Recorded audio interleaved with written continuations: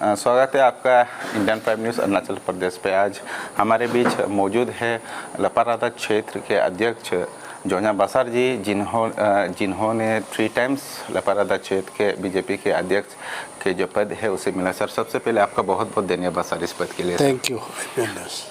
तो सर, हमारे राज्य में तो अभी जैसे हमारे पूरे राज्य और राष्ट्र में बीजेपी का राज्य चल रहा है, तो जो हमारे 2019 की चुनाव है तो इस पे हमारे बीजेपी जो लपारादा क्षेत्र में हारे थे सर, इसके कारण क्या हो सकते हैं सर? उसका कारण ये है कि जो लास्ट 2019 को जो हमारा बीजेपी का टिकट गया श्रीमान गोजंगा दी जी को, तो उसका थोड़ा एंटी इनकम्बेंसी 3 टाइम्स जो हुआ है, तो उस वजह से थोड़ा एंटी इनकम्बेंसी वजह से इस बार हारे हैं। तो अभी देख रहे हैं कि आपके जो बीजेपी के जो कार्यकर्ता हैं काफ़ी अच्छे काम कर रहा है यहाँ पे आपके लपारादा क्षेत्र पे। आपने गांव-गांव विजिट किया और जो जितनी डेवलपमेंट आप लाना चाहता था, सरकार का जो डेवलपमेंट है उसे आप पब्लिक के बीच रखा। तो आपको क्या लगता है कि आने वाले चुनाव में क्या आपका बीजेपी फिर से टक्कर दे पाएंगे? हाँ, ज़रूर। इस बार 2024 में निश्चितली हमारा बीजेपी का कैंडिडेट जीतेगा।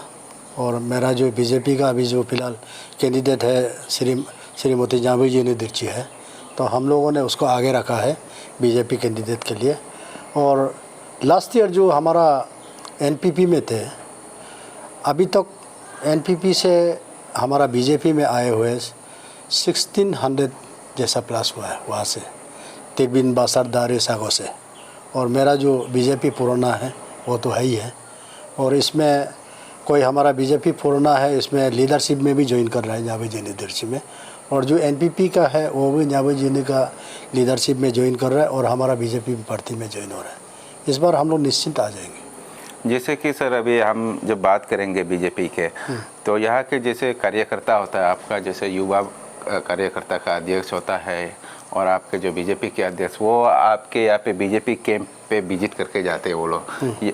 यानी कि आने वाला दिन में आप लोगों को काफ़ी अपनी तरफ से जितनी सपोर्ट करना है करके जाते हैं। तो यहाँ पे जो अध्यक्ष और जो विधायक होते हैं यहाँ के बीजेपी के, जैसे आपके सी ओमी के हो जाते हैं और आपके जैसे आलो के होते हैं, वो हमारे बासर ही गुजर के जाते हैं। लेकिन देखने को ये मिलता है कि जितने भी विधायक हैं वो आपके कैंप में कम और ज़्यादा आपके जो एनपीपी के जो विधायक है अभी उसके वहाँ पे बैठ के जाते हैं। इससे ये लोगों को ये लगता है कि बीजेपी को इतनी स्टेट गवर्नमेंट की तरफ से सपोर्ट नहीं। इस पर आप क्या कहना चाहेंगे? नहीं, ऐसा तो नहीं है। इसमें जो हमारा जो सीएमई के और एक बार जो स्पीकर साहब जो आया है वो एक्चुअली ऑफिशियल टूर नहीं है।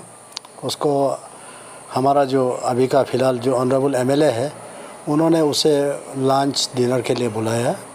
तो उन लोग एमएलए होने का नाते उन लोग आते हैं। और यहाँ जैसे जामार करबक हो गया, वो भी आए थे, वो आपका एमएलए साहब का साथ मिल के गया। इन लोग को हम लोग पूछते हैं, उन लोग बोलता है हम लोग का एमएलए साथी, एमएलए सही होने के नाते हम लोग आते हैं। ऐसा कोई पार्टी का और पार्टी का विजिट नहीं होता है।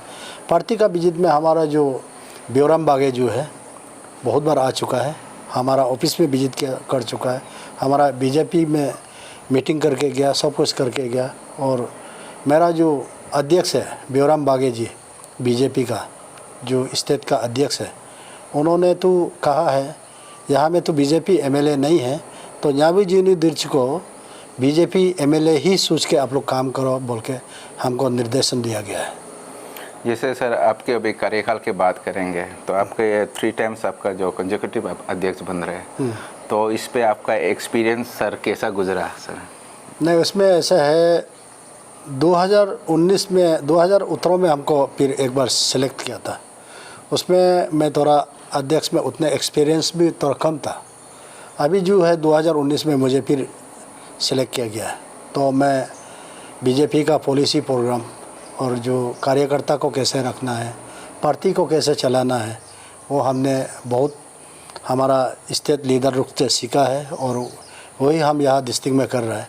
तो स्टेट का जो लीडर है हमारा ब्योरम बागे जी, और मेरा जो गवर्नमेंट का लीडर है जो हमारा पेमा खांडू जी, और डिप्टी चीफ मिनिस्टर जो चौनामेन सर और ये किरण रिजिजू साहब, उन लोगों ने मुझे खुश होके मेरा काम को खुश होके इस बार मुझे 3 टाइम्स 3rd टाइम अपॉइंटमेंट दिया है। मैं इसलिए बियोराम बागे जी और मेरा गवर्नमेंट पेमा खांडू जी, किरण रिजिजू और डिप्टी चीफ मिनिस्टर जी को हम थैंक्स करता है।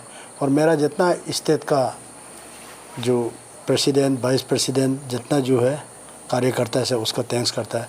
और वो इसलिए नहीं हुआ है कि मैं सिर्फ नहीं, मेरा जो बासर का कार्यकर्ता, लपारादा का कार्यकर्ता जो मेरा सहयोगी है कार्यकर्ता से मुझे बहुत साथ दिया और उन लोगों के वजह से आज मुझे जो 3 टाइम्स जो अपॉइंटमेंट हुआ उन लोगों का वजह से ही हुआ है। और हम लोग सब साथ मिलकर काम करते हैं और 2024 में हम लोग निश्चित जावेद जिनी दिर्च को यहाँ में MLA बनाएंगे। जैसे सर जाते जाते आखिरी एक जो सवाल है सर हमारा, यहाँ का जो लोग है, जैसे अभी आपका लपारादा क्षेत्र में एक NPP की विधायक है, तो अभी वहाँ उसके भी काफ़ी जोर पकड़ रहे हैं अभी इलेक्शन पे, या कैंपेनिंग काफ़ी जोर पकड़ रहे हैं। वहाँ पे भी काफ़ी सुनने को मिलता है कि जो बीजेपी इस बार भी निश्चित ही उन लोगों से हारेंगे और उसकी जो बीजेपी की जो जैसे कैंपेनिंग जो करते हैं वो सही तरह से नहीं कर रहा है या फिर मनी कल्चर ज़्यादा इन्वॉल्व हो रहा है, तो उन लोगों का कहना है। तो इस पे आपका बीजेपी की तरफ से उस मनी कल्चर को आप क्या बोलना चाहोगे? आपके क्या इन्वॉल्वमेंट कर रहे हैं आप लोग मनी कल्चर? नहीं, मेरा बीजेपी में ऐसा नहीं है और मेरा बीजेपी का कार्यकर्ता में भी ऐसा नहीं है। यहाँ कोई मनी कल्चर नहीं है।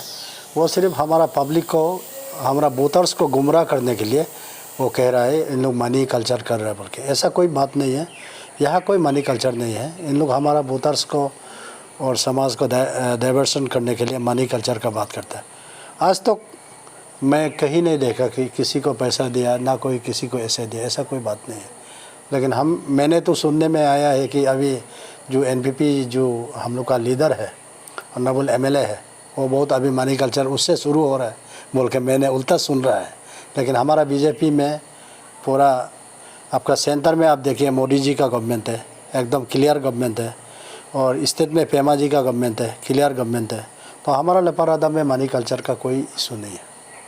तो ये थे हमारे जितने दर्शक हैं, मैं उसे बता दूँ, ये थे हमारे माननीय जोन्या बासार जी, जिन्हें हमारे राज्य के जो अध्यक्ष है बेरुम वागे द्वारा फिर से इस क्षेत्र का बीजेपी अध्यक्ष चुना गया था। तो जिसने अभी साफ साफ कहा है कि मनी कल्चर के बारे में जो कर रहे हैं वो हमारे जितने भी वोटर्स हैं उसे गुमराह करने की काफ़ी कोशिश कर रहे हैं। जो NPP की जो कैंडिडेट है और NPP के जो प्रचार जो कर रहे हैं उन लोगों की तौर से काफ़ी इसे गुमराह करने के लिए कर रहे हैं। आप गुमराह ना हो, सर का कहना है। और इस बार अगर 2024 पे किसी भी हाल पे बीजेपी सरकार के जो यहाँ पे विधायक है वो आने की संभावना काफ़ी ज़्यादा है। तो इसी के बीच हम अपने प्रोग्राम को यहाँ पे समाप्त करते हैं। आप हमारे साथ बने रहे। Thank you.